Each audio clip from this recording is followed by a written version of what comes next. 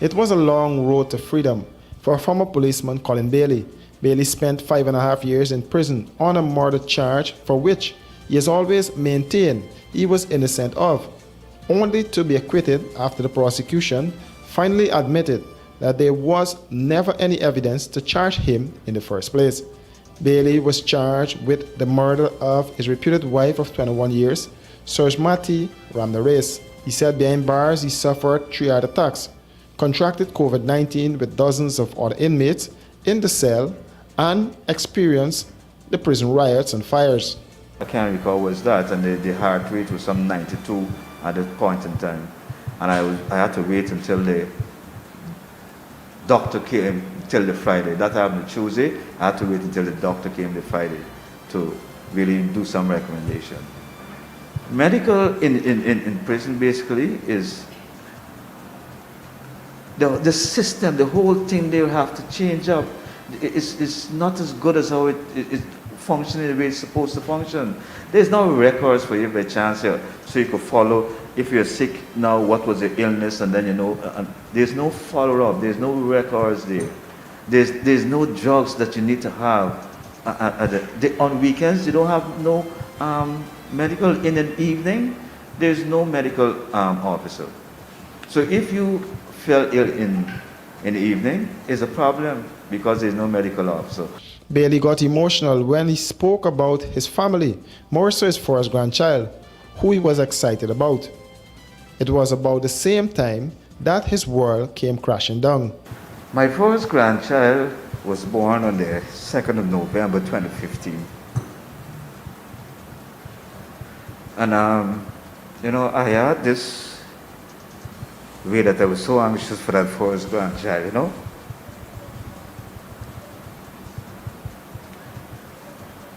And I was taken to prison in February. That's like 3 months after.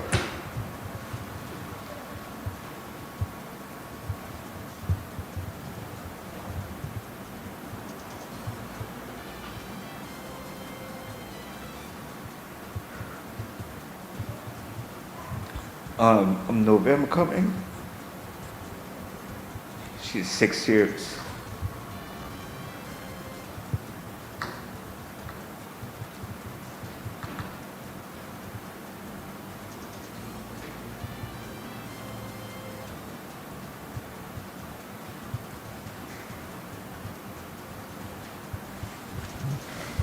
You know, I even get the opportunity to really like see her grow. Thank God that He kept her, kept me, and I'm here, you know. Recalled that at the time of his reputed wife's death, he was on duty at the airport. Bailey, through his lawyers, plans to sue the state. It's not that, well, I have done something and, you know, I have left some trail behind and they found it and, you know, I'm now charged and put, placed there. I knew from the inception that I did absolutely nothing. I never even thought about that. There was no reason for me killing the woman I was living with for 21 years. She hasn't done me anything.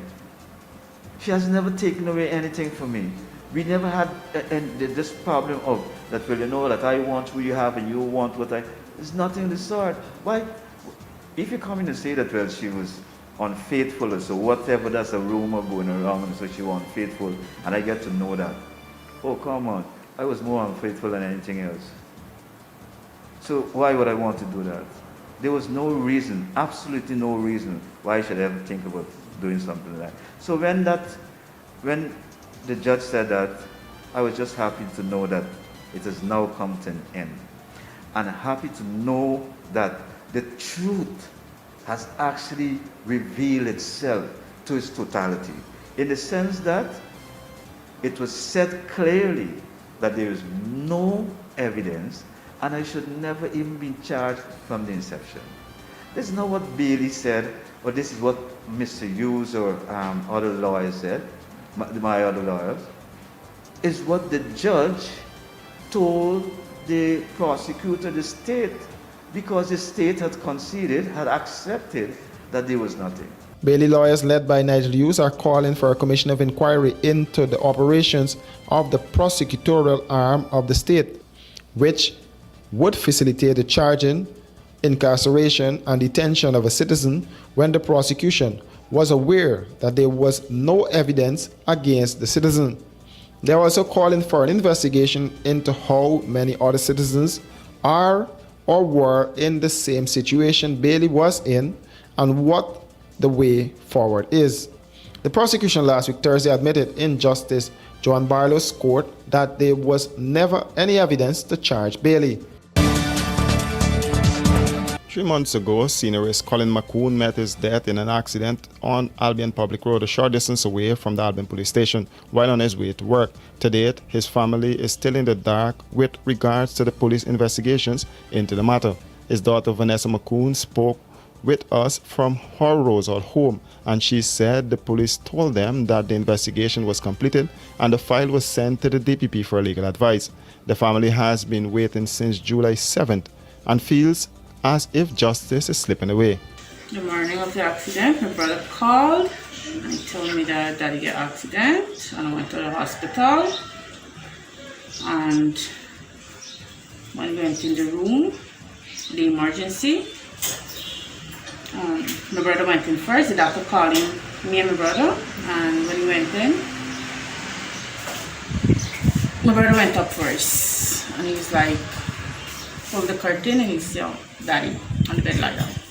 And he said, "Avi, daddy died." I feel my father went down like a dog because nobody doing anything. On the day of his accident, the police are in charge. Tell the guy that he get everything under control and he shouldn't be worried.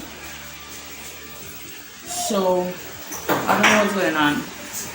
His daughter said the pain of her father's death still lingers with the family, who are seeking closure in the matter. Don't know anything about that. At first, the day at the hospital, I saw the person. That was it. I did not see about the person or hear anything about the person. Every time we call, he keeps saying the story at PPP. We know nothing about the boy. No, nothing. Not even the car license plate number, nothing. We take it out this very same day on the road. My uncle was there when that got accident. We want justice for daddy. We want justice. Because every day we die like this. And since your father died, we don't even talk about it because we don't know how to talk about it. We don't even talk to each other. We don't even bring it up because we just want the higher authority to look into the story. We need something. We need to know something. What's going on? Because we know nothing. From that day to now, we know nothing. The 58-year-old man and father of 4 at the time of his death was employed at the Kilcoy, Hampshire NDC.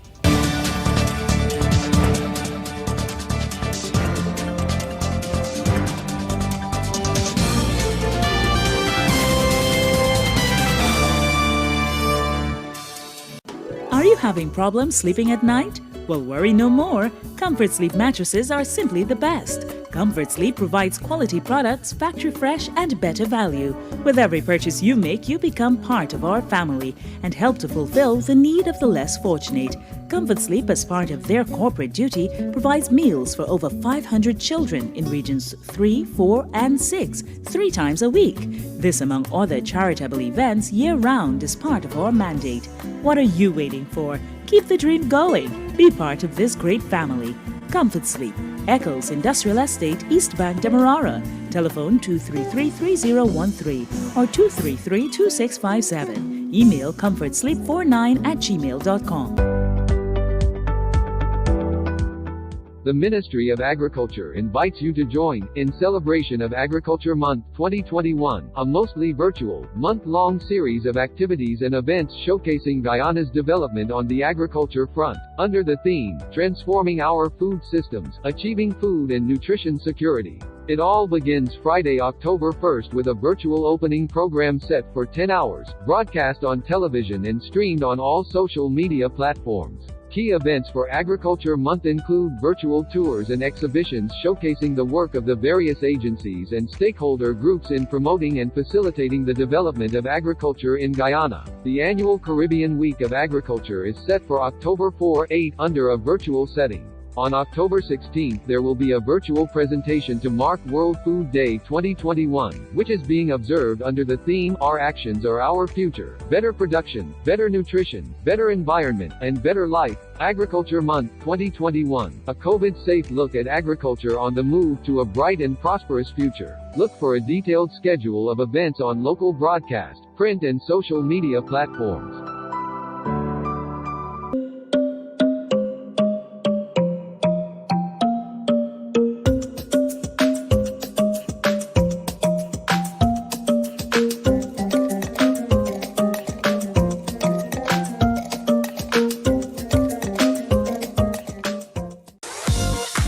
The Ministry of Agriculture joins with the United Nations Food and Agriculture Organization FAO in celebration of World Food Day 2021, October 16, a key part of Agriculture Month observances every year. Because of the ongoing COVID-19 pandemic, this year's celebration will be held virtually with several exhibitions and workshops showcasing food production systems that impact food and nutrition security. The theme for this year's observance is Our Actions Are Our Future: Better Production, Better Nutrition, a Better Environment, and a Better Life. The virtual opening program will be broadcast on local television and radio stations and on all social media platforms Saturday, October 16. Check local listings for a detailed schedule of virtual World Food Day activities.